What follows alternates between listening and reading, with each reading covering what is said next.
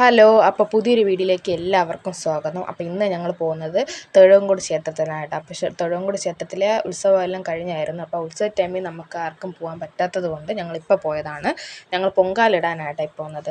അങ്ങനെ ഞങ്ങൾ ക്ഷേത്രത്തിലെത്തി. അപ്പോൾ ഈ ക്ഷേത്രത്തിൽ പുറത്തായാലും അകത്തായാലും വീഡിയോസോ കാര്യങ്ങളൊന്നും അവരെടുക്കാൻ താമസിക്കില്ല. പിന്നെ അവരാരും കാണാതെയാണ് ഞാൻ ഈ വീഡിയോസൊക്കെ എടുത്തിട്ട്. അവിടെ സെക്യൂരിറ്റി ഒന്നും എടുക്കാൻ താമസിക്കാറില്ല കേട്ടോ. അങ്ങനെ നമ്മൾ കയറി അകത്തേക്ക് തൊഴുത് ഇറങ്ങി. എന്നിട്ട് ഞങ്ങൾ പൊങ്കാലയുടെ ഇതൊക്കെ സെറ്റ് ചെയ്യണം. അപ്പോൾ ഞങ്ങൾ ഇവിടെയാണ് പൊങ്കാല ഇടുന്നത്. അപ്പോൾ ഇതിന് പുറത്തും പൊങ്കാല ഇടാനുള്ള സൗകര്യമുണ്ട്, എന്നാൽ അകത്തും ഉണ്ട്.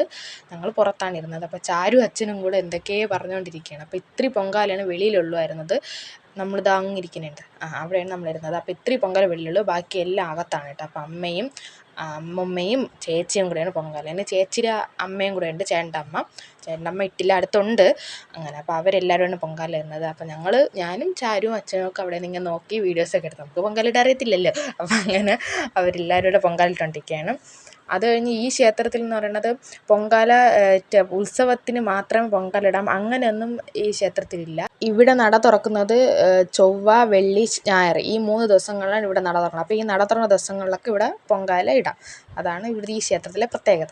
അങ്ങനെ ക്യാമറ നോക്കി ചാരൂസ് ടാറ്റ കാണിക്കാൻ കേട്ടോ. ചാരൂസ് അവിടെ കിടന്ന് അവിടെ ഇങ്ങനെ ഓരോ ബിംബങ്ങൾ വെച്ചിട്ടുണ്ടല്ലോ, ഓരോ പൂച്ച, വട്ടി, കരടി അങ്ങനെയൊക്കെ കുറേ ഇതൊക്കെ വെച്ചിട്ടുണ്ട്. അപ്പോൾ അതിലൊക്കെ നോക്കിക്കൊണ്ട് ചാരൂസ് അങ്ങനെ ഓടി നിൽക്കണം. അപ്പോൾ ആ ചാരൂസിൻ്റെ കളിയൊക്കെ കഴിഞ്ഞിട്ട് വന്നപ്പോഴത്തേക്ക് ഇവിടെ പായസം തിളച്ച് റെഡി ആയിട്ടുണ്ട്. അപ്പോൾ നമുക്കിനി അകത്ത് ഇത് നേദിച്ച് കൊണ്ടുവരണം. അപ്പോൾ അത് വീഡിയോ നമുക്ക് എടുക്കാൻ പറ്റില്ല.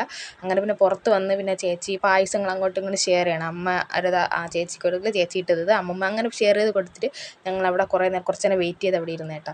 പിന്നെ എല്ലാവരും ഒറ്റയ്ക്ക് സംസാരിച്ച് പിന്നെ കുറച്ച് നേരം പിന്നെ ചേച്ചിയുടെ അമ്മയും ചേട്ടനും ഒക്കെ വേറെ വണ്ടിയിലാണ് വന്നത്. അപ്പോൾ ആ വണ്ടി വെയിറ്റ് ചെയ്തും കൂടിയാണ് അവരിയ്ക്കുന്നത്. ഞങ്ങളെ സ്വന്തം വണ്ടി വന്ന്. അപ്പോൾ ഞാനും ചേച്ചിയും കൂടെ അവിടെ ഇരുന്ന് ഒരു വീഡിയോ അങ്ങ് എടുത്ത്. ചേച്ചി സാധാരണ വീഡിയോയിൽ വരാറില്ല, ഞാനെടുത്ത്. അപ്പോൾ ഈ വണ്ടിയുടെ കാര്യങ്ങൾ ഞാൻ മുന്നത്തെ വീഡിയോയിൽ പറയാമെന്ന് പറഞ്ഞില്ല, ഞാൻ ഇപ്പം പറയാം.